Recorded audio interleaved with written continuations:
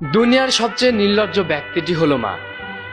হ্যাঁ মা, কারণ ফিরিয়ে দিতে পারে জেনেও সন্তানের আবদারটা নিজের মাথায় নিয়ে যে কারো কাছে আর্জি করে বসতে পারে। দুনিয়ার সবচেয়ে অশিক্ষিত ব্যক্তিটি হলো মা, কারণ সন্তান একটি রুটি চাইলে মা দুটো রুটি দেয়। মা তো অঙ্ক বোঝে না।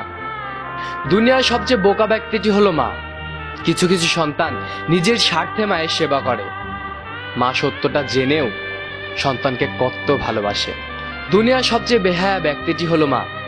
সন্তান কত অপমান করে রাগ দেখিয়ে কথা বলে, তবুও সে সন্তান ছাড়া মা রাতে খায় না। দুনিয়ার সবচেয়ে স্বার্থপর মানুষটি হলো মা। তাই হয়তো নিজের সন্তানের ভালোবাসার মানুষটিকে মেনে না নিয়ে নিজ দায়িত্বে তার সন্তানের জন্য যোগ্য কোনো জীবনসাথীকে খুঁজে দিতে চায়। আরে দুনিয়ার সবচেয়ে ডেঞ্জারাস ব্যক্তি হলো মা। যারা বাচ্চাওয়ালা মুরগির তারা খেয়েছেন তারাই ভালো বলতে পারবেন। দুনিয়ার সবচেয়ে অবুঝ ব্যক্তিটি হলো মা। কেউ মারা গেলে দুনিয়ার সবাইকে বুঝ দেওয়া যায়, কিন্তু অনন্তকাল পেরিয়ে গেলেও মাকে কখনো বুঝ দেওয়া যায় না।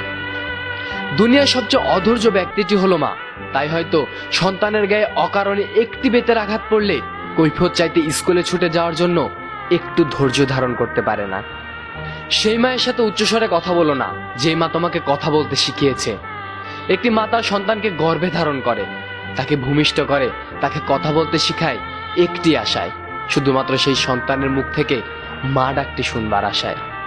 কিন্তু মা যদি জানতে পারতেন তার মা ডাকের পাশাপাশি আরো এমন কিছু কথা শুনতে হবে যা তার সহ্যেরও অতীত, তবে হয়তো কোনো মা তার সন্তানকে কখনো কথা শেখাতেন না। তুমি আর মায়ের শূন্যতা কি বুঝবে? যেদিন এই মা নামের অবুঝ রাগী জেদি মানুষটা হারিয়ে যাবে, সেদিন তুমি পুরো দুনিয়া খুঁজেও একটু আঁচল খুঁজে পাবে না, যে আঁচলটা তোমায় এক মুহূর্তের জন্য শান্তি দিতে পারে। যার মা নেই সেই জানে সে কি হারিয়েছে। তাই যার কাছে বিনা পয়সার মা নামের চাকরানিটা আছে, তাকে চাকরানি নয়, রানী করে মাথার তাজ করে রাখো।